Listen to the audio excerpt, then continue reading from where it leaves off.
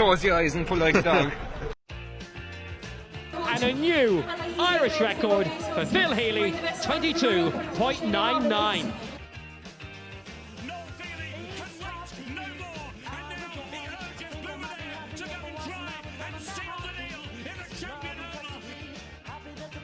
Christy Cooney hands over the Sam Maguire Cup to Graham Canty, Cork All-Ireland champions for the 7th time ever. Hello and welcome to the Star Sport Podcast. My name is Jack McCarran of the Southern Star, and I'm joined as always by Star Sport editor Kieran McCarthy. On today's podcast we'll be joined by Star Cork forward Orla Finn on life without football and teaching senior infants from home. But before we hear from Orla, on Tuesday we got the news that mass gatherings of over 5,000 people are to be banned until September at the very earliest.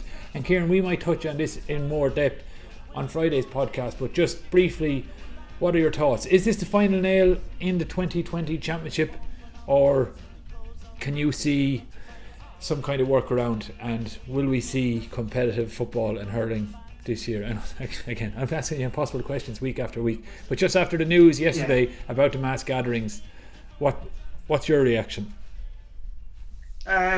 It's a tough one to know. I think the GA players and clubs and everyone involved in the GA and all sports are in limbo at the moment, Jack. We just don't know what's going to happen because, like, the government announced on Tuesday that mass gatherings of over 5,000 people won't be allowed until September at the earliest. But they didn't say about gatherings of 4,000 people, 3,000 people. We just don't know what the rules around this latest announcement is. I think we need a bit more clarity on that at the moment. But looking inter-county level first, you would think for the All-Ireland Championships that they're being pushed back right to the end of the year if they are to be held at all.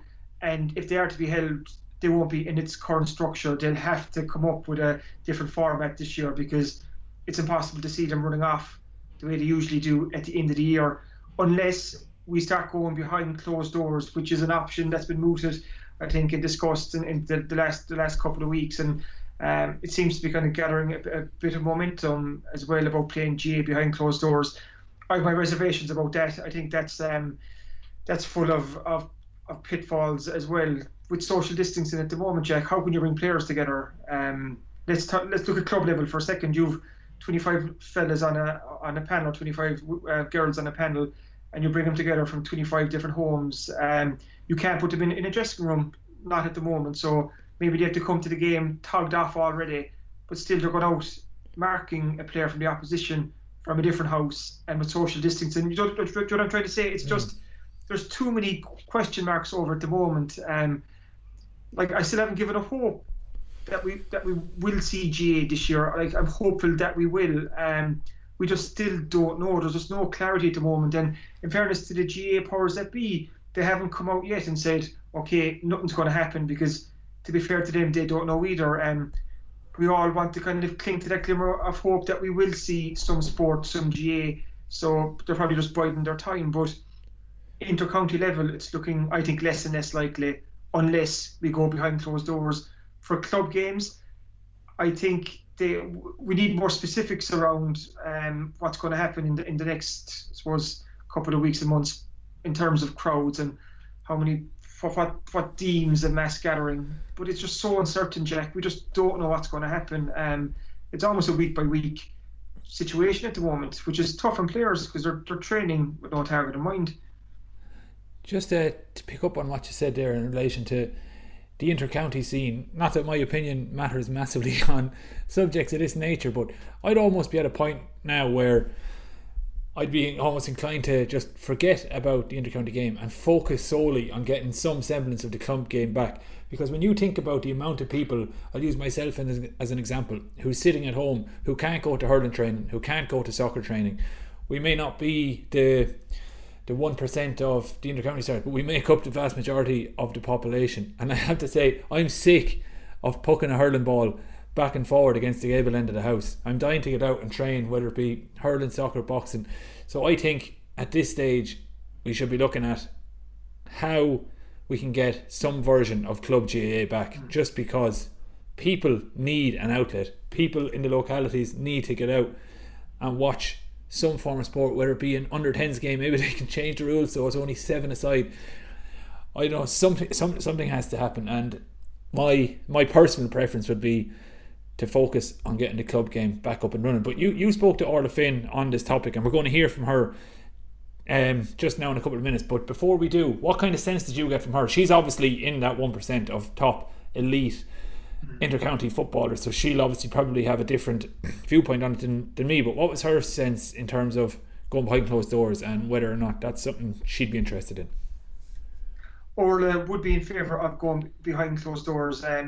Like Orla's she's a natural born winner. Like, she's one of the top forwards in the game, a 2-time All-Star. She lives for the game, she loves the game, and she wants to play football. Like so many other kind of club players and intercounty players at the moment, she's training away on her own with no target in mind. And like she said, if you got put the All-Ireland Ladies Football Intercounty Championship behind closed doors, change the structure, run it off in a couple of weeks, she'd be all for that. Actually, in this week's Southern Star, Jack, I've spoken to a number of local GA players and managers, from Cork footballer Brian Hurley to Cork ladies footballers Anya Terry O'Sullivan and Martino O'Brien, to St James's football goalkeeper Diarmuid O'Donovan, Clonakilty senior football manager Colin Mahern, and Kilmackabee junior football manager Kevin O'Driscoll, just to get their thoughts on should GA games be played behind closed doors. And very interesting opinions there, and it's in this week's Star that's out on Thursday. But there is divided opinions at the moment on whether we should play GA behind closed doors. But Orla's all for it. She wants to play GA. It was a good chat. It was good to catch up with Orla. She's a great friend of the show since we started the podcast last year. We've had her on a couple of times, and usually when Orla comes on, like I was saying to her, we're either previewing a game or reflecting on a game. But this time it was just a chat about life in general and how she's getting on. Or usually when we're talking, it's to preview a game or review a game, but at the moment there are no games. So what is it like for you, this life without live football at the moment? Yeah, it's very strange, as I suppose a lot of people who have games nearly every weekend and training would feel the same. I suppose we're after about 5 or 6 weeks now at this stage, and you kind of get into the routine now of training away yourself and just working from home, which is a lot different, and we're not used to it. But the first few weeks were strange, all right, and I just hope over the next few weeks now that we'll have more clarity of what's to come. I was reading a piece about you before, and it said you are very much a creature of habit, that you like your routine. So how have you adjusted to this new normal? Yeah, it took the first few weeks, all right, were a bit strange when things were a bit all over the place. I suppose we're given a program to do every week with Cork, a fitness and strength program. So that's kind of the big thing for me in keeping my routine. You have something to do about 5 days a week in that program, so that's very good. And I know we're not at school at the moment, but we all have to do online teaching and putting stuff up every day for the kids, and they send back their work as well. So at least we can keep in contact with the kids and stuff that way, and it also gives me structure to my day. How has that been going? Like you said, you're a teacher there. You're a primary school teacher. It's Cove, isn't it?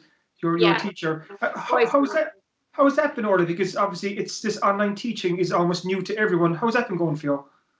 Yeah, it's actually been very positive, really. We just use a program called Google Classroom, so we can communicate with the parents every day. And I've senior infants, so it's a little bit different. The parents are going to have to help the kids a lot at home. But I just put up work for them to do each day, and video clips and stuff that they can watch. And maybe some fitness as well that they can do each day. But it's been very positive, and we've had great feedback so far, so we're all happy with it. And like you were saying there, like the way you like structure in terms of training and knowing what you're doing, it's important for the kids too, like junior infants all the way up, to have that structured routine, because when you're out of school for so long, it's very easy to fall out of routine. So the fact that you can teach online it's good for the kids. Yeah, definitely. And we've had great feedback from the parents. A lot of them are saying, thanks so much for sending on the work. It's given us structure and routine to the morning. The kids do it in the morning, and then they have the day to themselves. And they're kind of keeping on top of their reading and writing from a young age, which is really important for them. So the parents are really appreciate what we're doing for them. Like you said, you're training away at home. Has the novelty worn off yet? Kind of, I suppose, for the first couple of weeks, you're getting used to training at home, but we're 5 weeks into it now. Kind of, are you thinking, oh God, I just want to get back into that group environment again? Yeah, there's only so much of training on your own that you can do. The first few weeks, as you say, were novelty.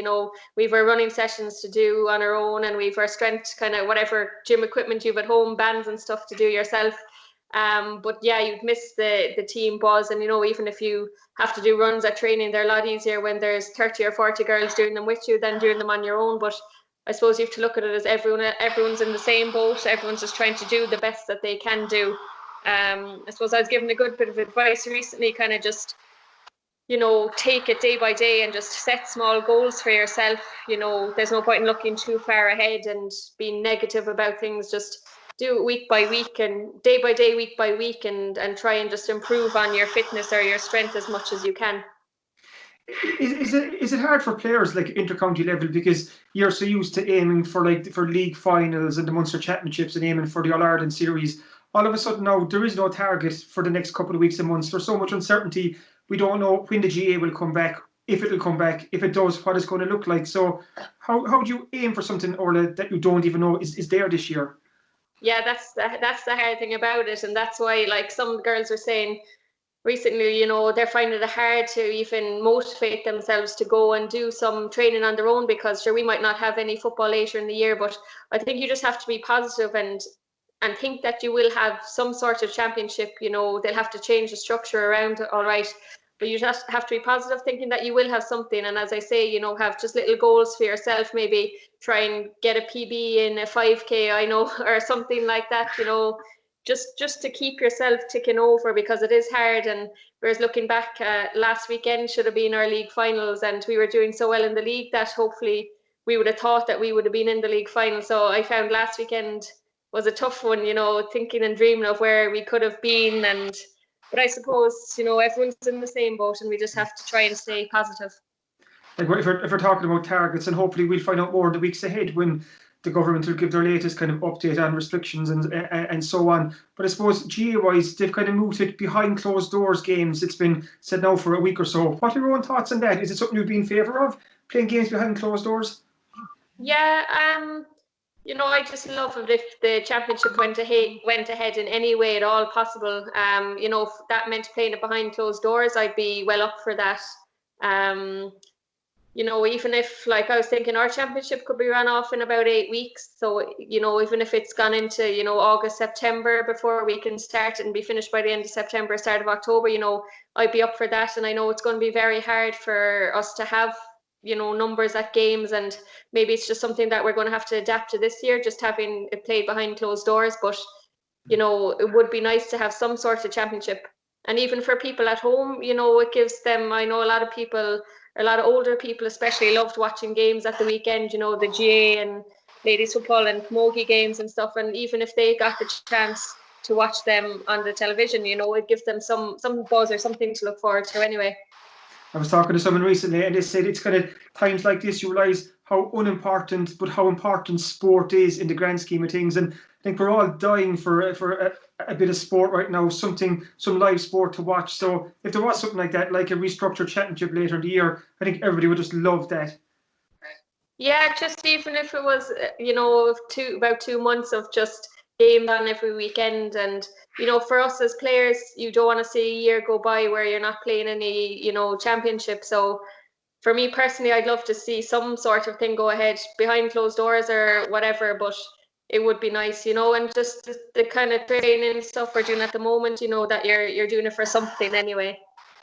Like you mentioned there, it should have been the kind of football league finals the weekend just gone, and Cork were shaping up quite well. You were joint top of Division 1, and you were playing quite well too, Orla. Kind of things were ticking along quite nicely, weren't they?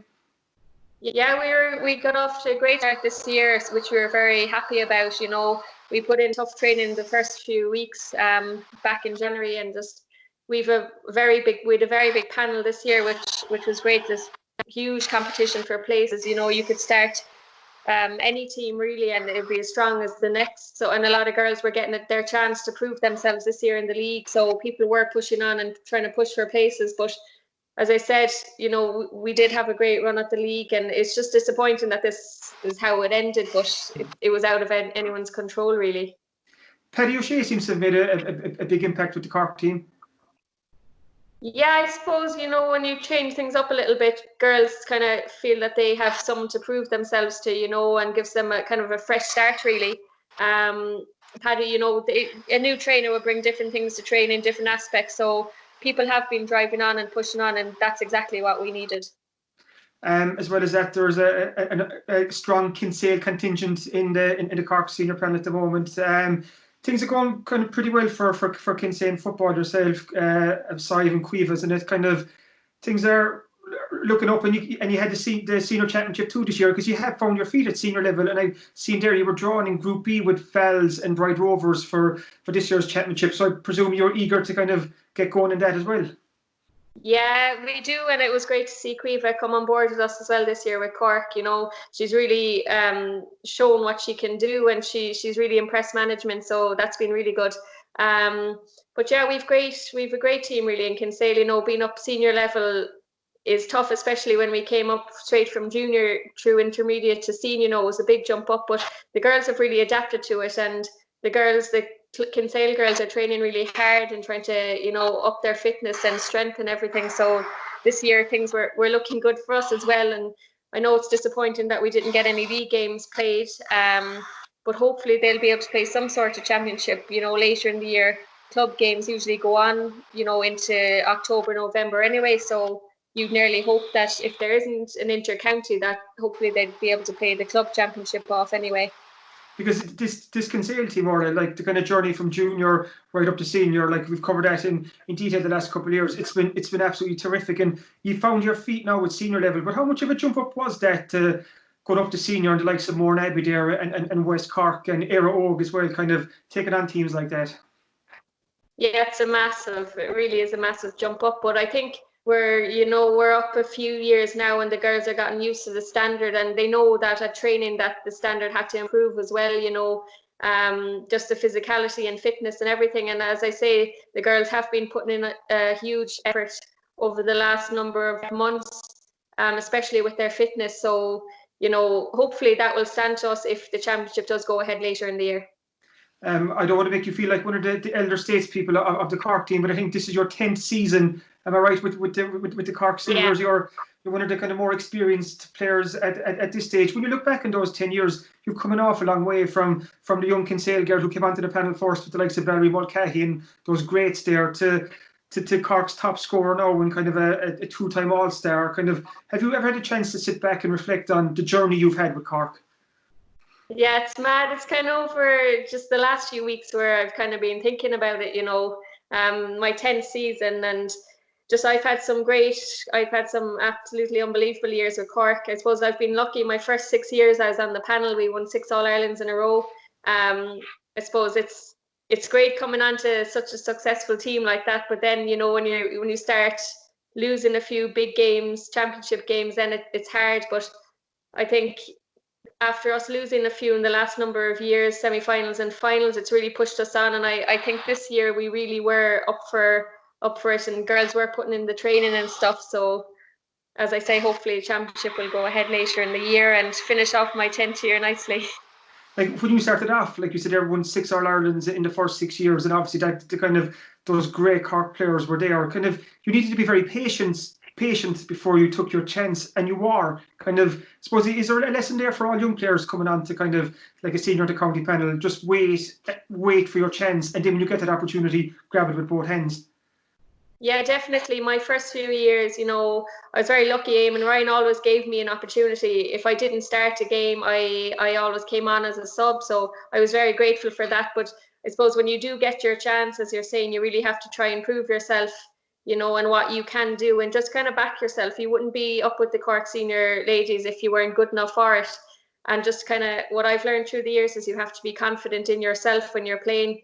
Like you have the ability, and just in your head, you have the talent, and the rest is up in your head and what you can do. So just for any girls trying to push on, if you've the training done, the rest of it is mentally, and you just have to tell yourself that you're good enough to do it. And over the years, I suppose that's what when Eamon used to give me my chance, you'd be very nervous maybe coming on as a sub, maybe in a big championship game.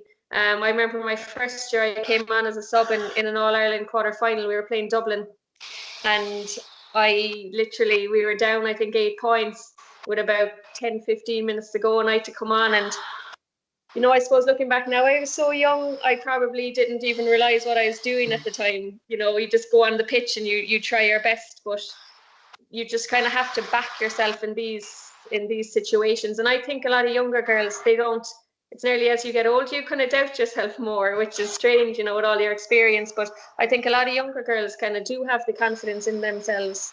But maybe those who are struggling with a bit of confidence, that's what I'd say, is give the training done and just push yourself and know you're good enough to do it.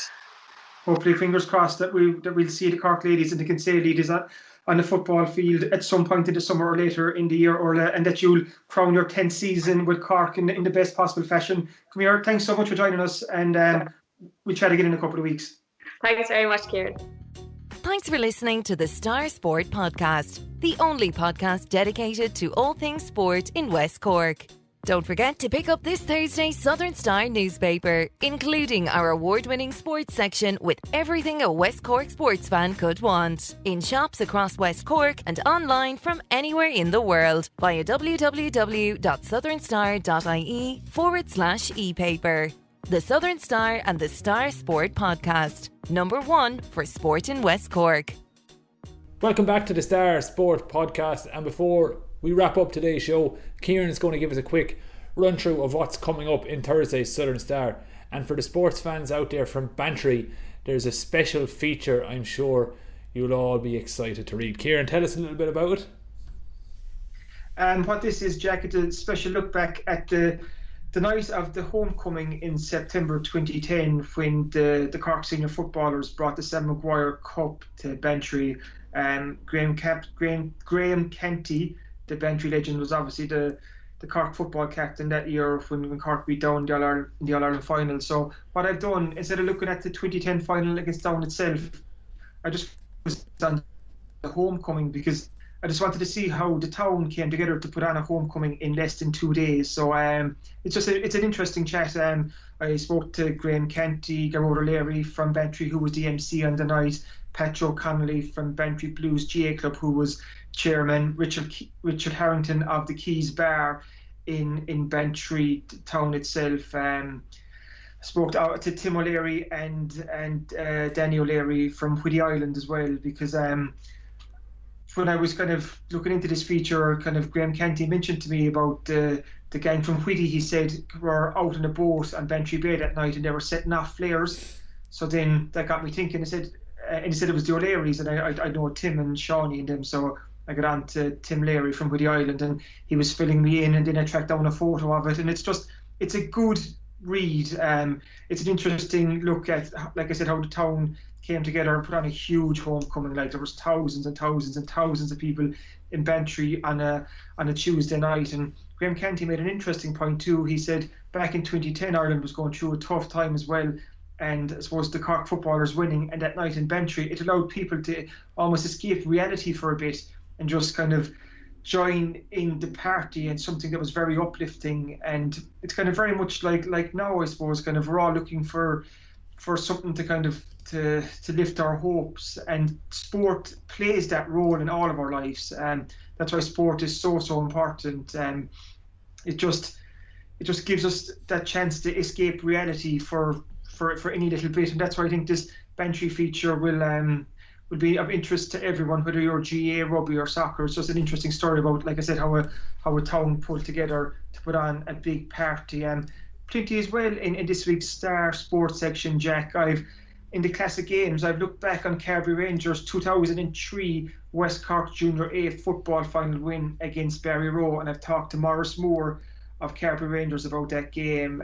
Good chat with Maurice, who's obviously been involved with the Cork Miners and so on in recent years as a football coach. As it turns out, Maurice was telling me that he just started college he was doing his higher diploma in UCD in September 2003, and he was dropped from the starting lineup. He was a sub and he wasn't too happy at all, but he came on in the semi-final against Bend and he got a point with his first touch, and he turned to the line and he listed off a litany of profanities at the anyone who could listen on the sideline, it was all his kind of frustration and anger coming out. So it was actually a good chat with Morris, and I suppose for Carbery Rangers, who are now our senior club, that win over Barry Rowe in the final in 2003 kind of kick-started a golden era for the club, because in the space of 3 seasons they went from junior to senior football, and they haven't looked back since. So again, a good solid football read there.